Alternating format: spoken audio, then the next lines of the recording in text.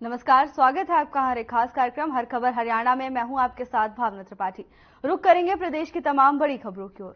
पंचकुला में हैप्पी योजना के लाभार्थियों को कार्ड वितरित करने के लिए कार्यक्रम का आयोजन किया गया, जिसमें सीएम मनोहर लाल ने भी शिरकत की। सीएम मनोहर लाल ने इस दौरान कार्ड वितरण किया। आपको बता दें कि लाभार्थियों को कार्ड का वितरण किया गया। साथ ही सभी को संबोधित करते हुए कहा कि देश 2047 तक विकसित होगा। इसके साथ ही सीएम ने कहा कि प्रदेश में एक समान विकास हो रहा है। इस वक्त हरियाणा की विकास दर 8% है। सीएम ने कहा कि अभी तक 14 लाख परिवार गरीबी रेखा से ऊपर उठे हैं। हमारी सरकार ने शिक्षा और स्वास्थ्य में बेहतर काम करके दिखाया है।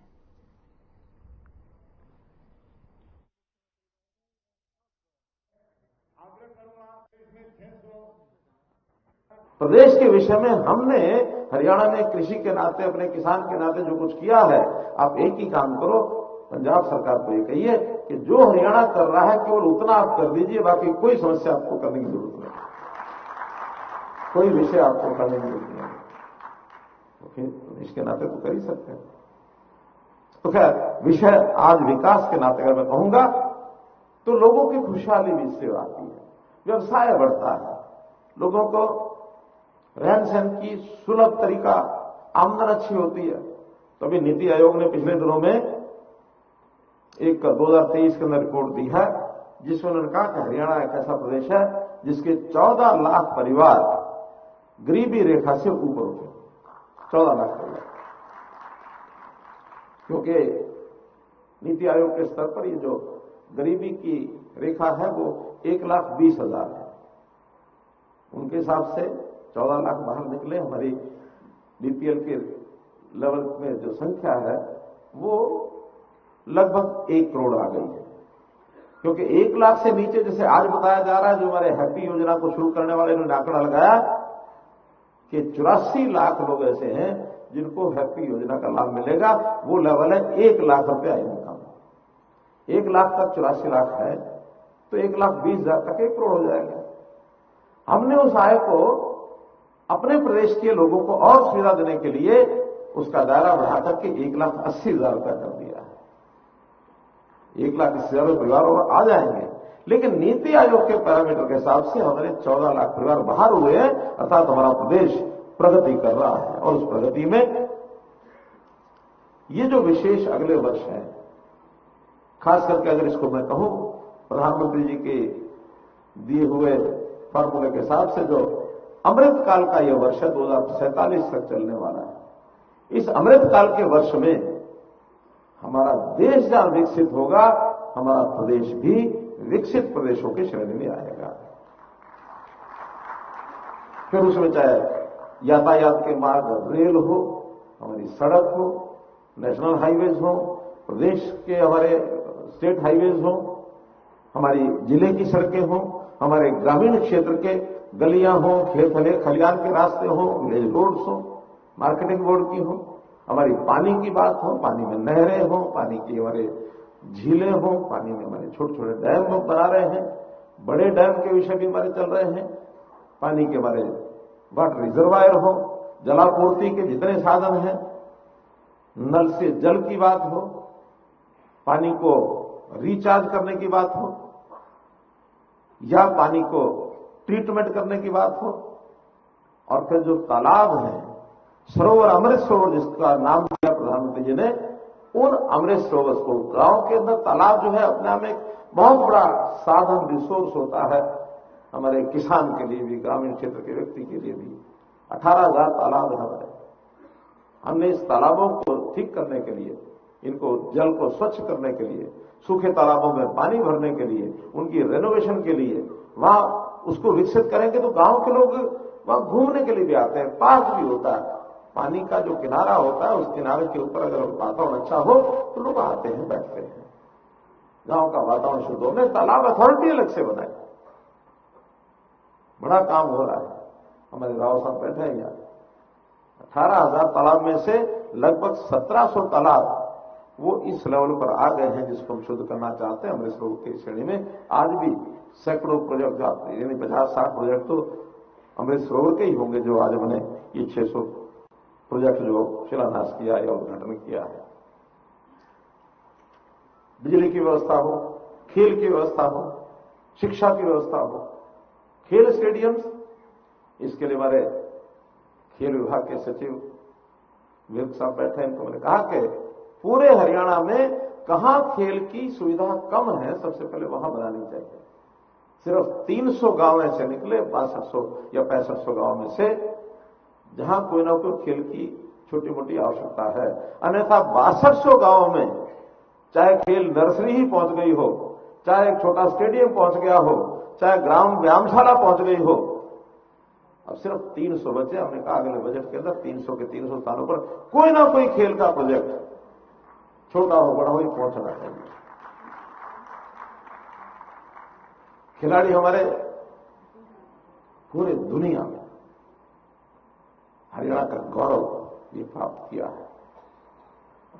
इसी प्रकार से हमारी शिक्षा, हायर एजुकेशन में कॉलेजेस, बेटियों की पढ़ाई, हर 20 किलोमीटर के अंदर एक कॉलेज जरूर होना चाहिए, ताकि 10 किलोमीटर इधर 10 किलोमीटर इधर बच्चे वहां आ सकें।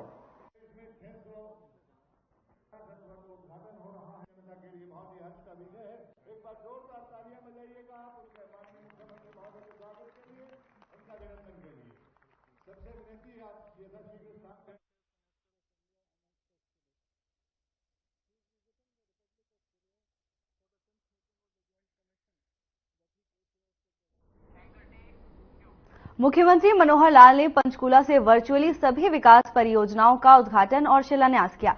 कार्यक्रम में विधायक लक्ष्मण सिंह यादव, बीजेपी प्रदेश प्रवक्ता वंदना पोपली, जिला अध्यक्ष प्रीतम सिंह चौहान व एडीसी सहित अनेक प्रशासनिक अधिकारी मौजूद रहे।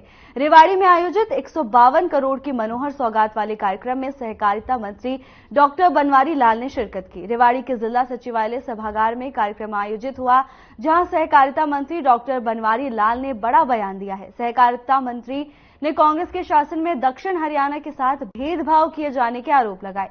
वहीं उन्होंने कहा कि मनोहर सरकार ने इस भेदभाव को पूरी तरह से खत्म किया और दक्षिण हरियाणा में आखिरी टेल तक पानी पहुंचाया है।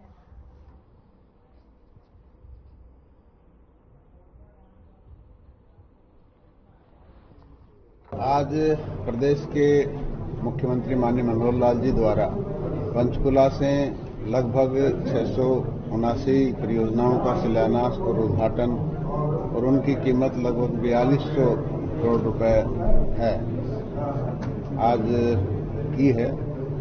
तो मैं पूरे प्रदेशवासियों को भी और रेवाड़ी वासियों को भी बहुत बहुत बधाई देता हूं कि इतना अच्छा सौगात, इतनी अच्छी सौगात आज हमारे रेवाड़ी जिले को भी मिली है। और उन परियोजनाओं में बहुत से सड़क के काम हैं, कहीं आंगनवाड़ी का है, कहीं बस स्टैंड का है, कहीं अमृत सरोवर का है। ये बहुत सी योजनाएं आज माननीय मुख्यमंत्री जी ने इस प्रदेश को और इस जिले को दी हैं। देश की सबसे हॉट सीट मानी जाने वाली रोहतक के लिए प्रत्याशी घोषित करने को लेकर राजनीतिक गलियारों में माहौल गरमाया हुआ है। अभिनेता रणदीप हुड्डा का नाम सुर्खियों में है। बीजेपी की सूची में शामिल 3 नामों में सबसे ऊपर इनका नाम है। दीपेंद्र हुड्डा गुरुवार को झज्जर में घर घर कांग्रेस अभियान के तहत व्यापारियों के बीच जा रहे हैं। इस दौरान रोहतक सीट का फैसला हरियाणा में परिवर्तन लेकर आएगा। हरियाणा में कांग्रेस के पिछले 10 साल के कार्यकाल में विकास का पहिया पूरी तरह से घूमा था, लेकिन बीजेपी के 10 साल के शासनकाल में ना तो कोई परियोजना हरियाणा के अंदर आई और ना ही हरियाणा का विकास हुआ।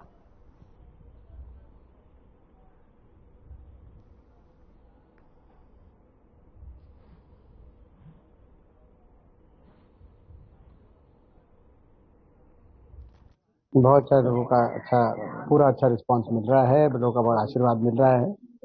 और घर घर कांग्रेस के अभियान के तहत हमारा तो अभियान पिछले 6 महीने से चल ही रहा है पूरे हरियाणा में, पूरे लोकसभा क्षेत्र में।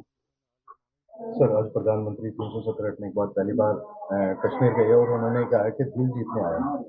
इसलिए वो उनका है, वो तो लोकतंत्र में हर व्यक्ति, हर जो है जनप्रतिनिधि नेता को देश में कोने कोने में जाने का जो है उसकी स्वतंत्रता है, तो अपनी बात कहेंगे। हम भी अपनी बात कह रहे हैं कि ये इलाका जैसा इलाका है, पूरा प्रदेश हरियाणा 10 साल जब हमारी सरकार रही तो विकास की तरफ आगे बढ़ा।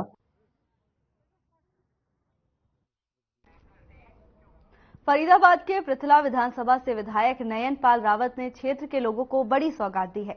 उन्होंने गांव नगला जोगियान में लगभग 24 करोड़ रुपए की लागत से बनने वाले सीकरी से ध्वज रोड का नारियल फोड़कर शुभारंभ किया। साथ ही नयन पाल रावत ने लगभग 45 लाख रुपए की लागत से बनकर तैयार हुए बारात घर का भी लोकार्पण किया।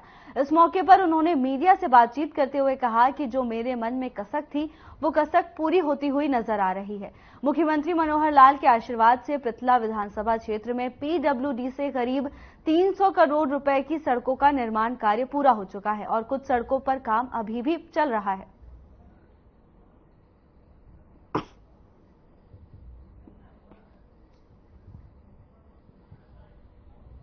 तो मैं इसमें थोड़ा सा करेक्शन कर दूं। ये सड़क 19.5 करोड़ रुपए से शुरू हुई, इसके बाद इसका फाइनल एस्टीमेट 21.5 करोड़ का हुआ और अब ये सड़क जो है 24 करोड़ रुपए से ऊपर की सड़क बनेगी और इसमें जगह जगह जहां पानी ठहरता था, जहां सड़क टूटती थी, वो सीमेंटेड होगी, जगह जगह सीमेंटेड होगी। जैसे अगर मैं बात करूं सीकरी से नगला जोगियान तक की ये पूरी सीमेंटेड कंक्रीट सड़क है और बहुत समय के बाद, क्योंकि नाबार्ड से बनी, बार बार इसमें एस्टीमेट चेंज हुए और आप ये लगा लो कि इस सड़क को लेकर के शायद मैं और मेरा जो जितना भी सेवा कार्य है उसमें मैं स्वयं बहुत दुखी था। इवन देन मैं अपने गांव में भी बहुत कम आता था शादी में संबंध में, लेकिन माननीय मुख्यमंत्री मनोहर लाल जी की कृपा से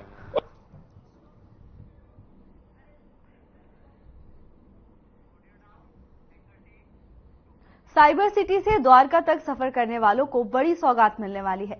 प्रधानमंत्री नरेंद्र मोदी 11 मार्च को द्वारका एक्सप्रेस वे के गुरुग्राम वाले हिस्से का लोकार्पण करेंगे।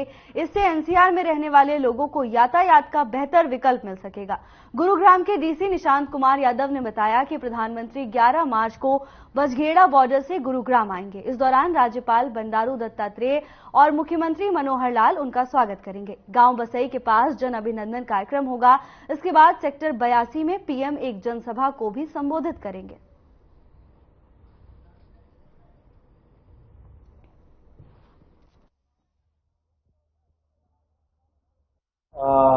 स्वागत करता हूं और ये जो हमारा स्थल है, कार्यक्रम स्थल जहां पे हम बैठे हैं, यहीं पे माननीय प्रधानमंत्री जी की रैली होनी है।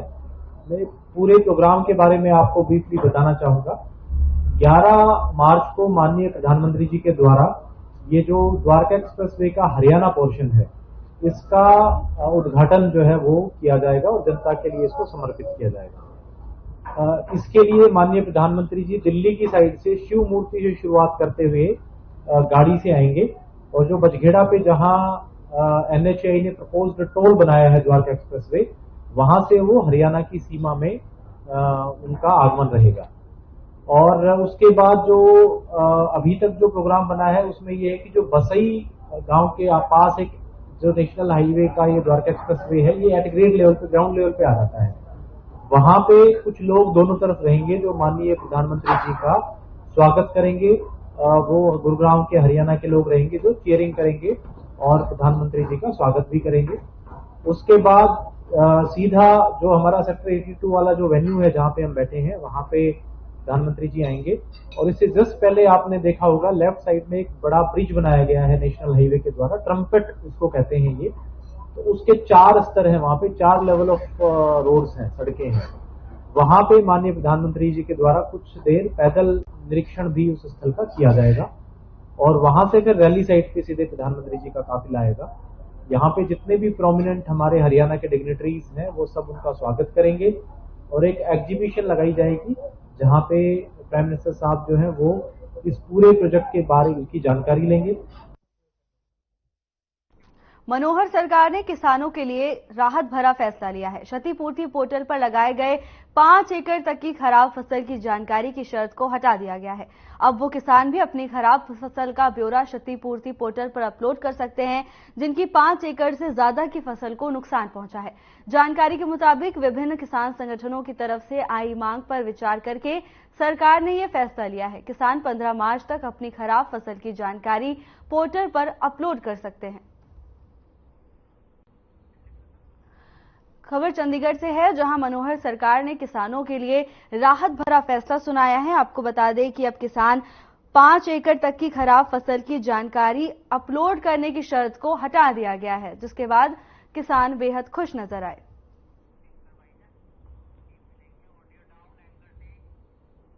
हरियाणा में राजपूत समाज ने मांग की है कि राष्ट्रीय और क्षेत्रीय पार्टियां राजपूत समाज के प्रत्याशियों को 2-2 सीटें दें। अगर ऐसा नहीं किया जाता तो राजपूत समाज निर्दलीय प्रत्याशी उतारेगा। हमने 2 सीटें कम से कम राष्ट्रीय पार्टियों से मांगी हैं। राष्ट्रीय पार्टियां अगर हमारी बात नहीं मानेंगी तो क्षेत्रीय पार्टियों से और फिर निर्दलियों को भी मैदान में उठाएंगे। और जो 18 सीटें हम जीत चुके हैं आने वाले विधानसभा चुनाव में, उन 18 सीटों पर और 2 सीटें फालतू बढ़ रही हैं, उन पर हम अपना क्लेम और अपना पराक्रम दिखाने का काम करेंगे। फरीदाबाद डीसीपी साइबर जसलीन कौर के दिशा निर्देश के तहत कार्रवाई करते हुए साइबर थाना एनआईटी प्रभारी इंस्पेक्टर अमित की टीम ने साइबर ठगी के मामले में 7 आरोपियों को गिरफ्तार किया है। एसीपी साइबर अभिमन्यु गोयत ने प्रेस कॉन्फ्रेंस के दौरान बताया कि आरोपियों के खिलाफ बीते 23 जनवरी को मुकदमा दर्ज किया गया था, जिसमें आरोपियों ने फरीदाबाद के रहने वाले एक व्यक्ति के साथ स्टॉक मार्केट में ट्रेडिंग के नाम पर कई लाख रुपए की धोखाधड़ी की वारदात को अंजाम दिया था, जिसके बाद पीड़ित की शिकायत पर थाने में मुकदमा दर्ज करके मामले की जांच के लिए थाना प्रभारी इंस्पेक्टर अमित के नेतृत्व में पुलिस टीम का गठन किया गया। वहीं आरोपियों को अदालत में पेश करके 6 दिन के लिए पुलिस रिमांड पर लिया गया है।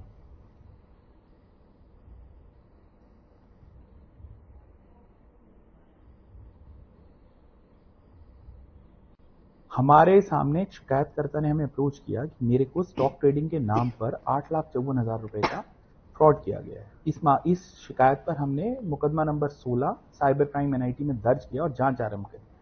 जांच में हमारे आगे सामने आया कि 5 अकाउंट में पैसे लिए गए थे, जिसमें एक अकाउंट की वेरिफिकेशन के दौरान हमने गुरुग्राम में बैंक से पूछताछ करी तो बैंक एम्प्लॉइज ने, एक बैंक अप्लाई ने हमारे साथ बहुत अच्छा सहयोग किया और हमें उस मुलजिम तक पहुंचाया जो इस खाते खुलवाने में इन्वॉल्व था। सबसे पहला जो एक्यूज हमने अरेस्ट किया उसका नाम था सीए अमित जैन। वो प्रोफेशनल सीए हैं और उन्होंने इस तरह के अकाउंट्स उपलब्ध कराए चाइनीज को। ये सारे अकाउंट्स वो एक टीम के द्वारा खुलवाता था, जिसमें नीरज।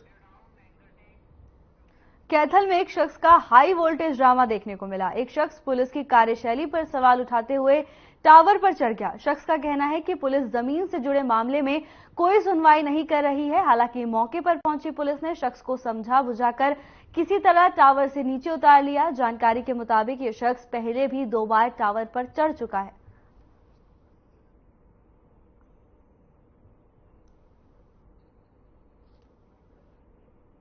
माबिर नाम का एक बंदा है, कोडक से है। अभी अमरगढ़ गामनी में रह रहा था शायद किराए पे। तो अभी ये बता रहा कि मैंने कोडक चौकी में कंप्लेंट दी थी, मेरे चाचा ताया ने लड़ाई की है मेरे साथ और इसका कोई ज़मीन का मैटर बता रहे हैं। तो अभी मैंने जैसे चौकी इंचार्ज से कंफर्म किया तो उसकी कोई कंप्लेंट नहीं है अभी तक। तो अभी मैंने इसको हिदायत दी है, हमारी डायल 112 ही उतर गया, मैंने उतार लिया इसको बुला के कि तेरी कार्रवाई करेंगे।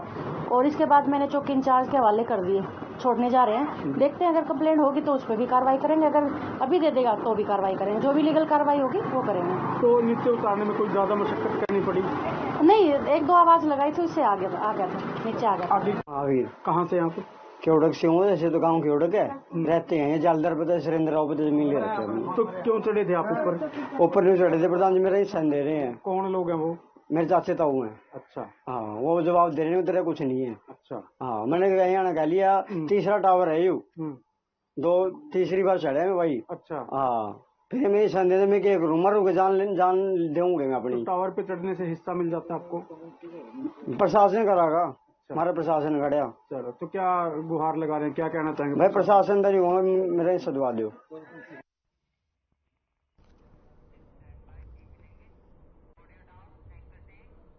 हरियाणा राज्य परिवहन प्राधिकरण विभाग ओवरलोड वाहनों पर नकेल कसने में नाकाम साबित होता हुआ दिखाई दे रहा है।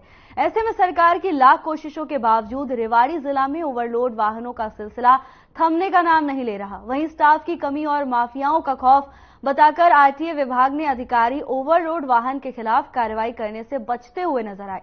बीते दिन मुख्यमंत्री उड़न दस्ता की टीम जब हरकत में आई तो विभाग की कुंभकर्णी नींद टूटी और विभाग ने सीएम उड़न दस्ता की टीम के साथ मिलकर 19 ओवरलोड वाहनों के चालान काटते हुए 10,98,000 रुपए का जुर्माना वसूल किया।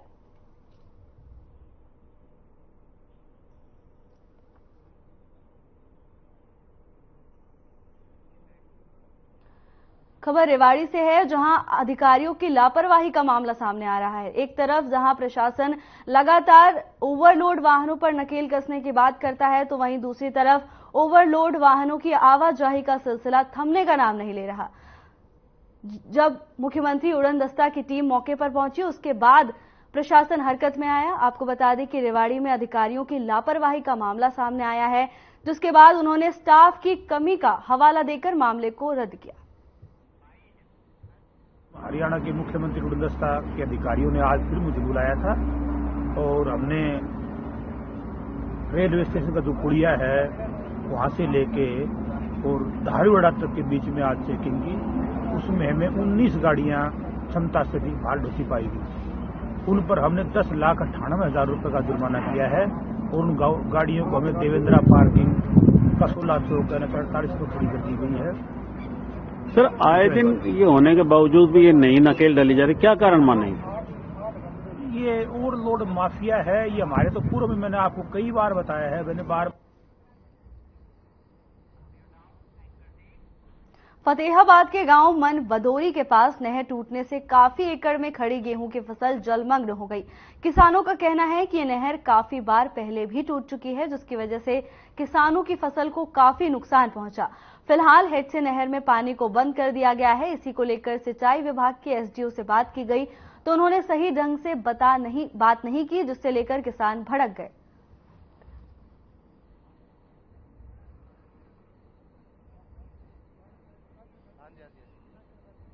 कई बार नहर टूटी भी है और यहाँ सरकार या प्रशासन मुआवजा देने की बजाय किसानों को तुवान दिया जा रहा है। इसके मामले में हमने एक्शन साहब से बात की है। उन्होंने आश्वासन दिया है कि 14 करोड़ का यहाँ का पूरा वो बजट पास हो चुका है और आज टेंडर के लिए भेज दिया गया है। आचार संहिता से पहले हमारी कोशिश है कि इसको हम कंप्लीट कर लेंगे और जो तुवान दिया जाता है उसकी भी हमने प्रपोजल डाल दिया है। इस बार किसानों को किसी प्रकार का तुवान नहीं दिया जाएगा। या तो प्रशासन इस पे कार्रवाई करेगा, अगर प्रशासन कार्रवाई नहीं करेगा तो हम इसको बड़े लेवल पर आंदोलन करेंगे। दूसरा, हमारी मांग ये भी है कि यहाँ जो जिन भी किसानों की फसलें खराब हुई है उनको मुआवजा मिले। कल शाम को लगभग 4 बजे के आसपास ये नहर टूटी है जी, और तकरीबन 50 से 60 एकड़ में जल भराव हो गया और लगभग 5 एकड़ की जो जमीन है वो पूरी तरह से गाड़ से भर गई। वो पूरी फसल ही खराब है उनकी। और दूसरा जी, आज सुबह ये कट बांधने के लिए तो आगे डिपार्टमेंट से जेई साहब आए हैं। अपना दिनों को दिख गया भी हमें पानी आगे ले जाना है। जो खेतों में पानी भर गया जमींदारों के, उसका इनके पास कोई समाधान नहीं है। एसडीओ साहब से मैंने फोन पे बात की है और एसडीओ साहब ने बड़ी बदतमीजी से बात करी है। बोले आपका जो नुकसान हो गया हमें कोई लेना देना नहीं है, हमें तो अपना काम करना है। अगर आप बांधने दोगे तो हम कट बांध देंगे, वरना आप अपना कट बांध और चलाओ, हमको कोई टाइम नहीं है इतना। पहले भी कई बार टूट चुका।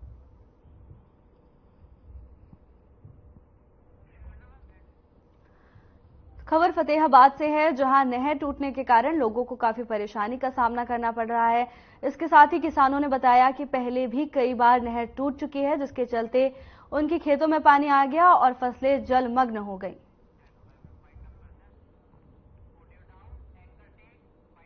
फिलहाल के लिए बस इतना ही। जल्द हाजिर होंगे नई अपडेट्स के साथ। नमस्कार।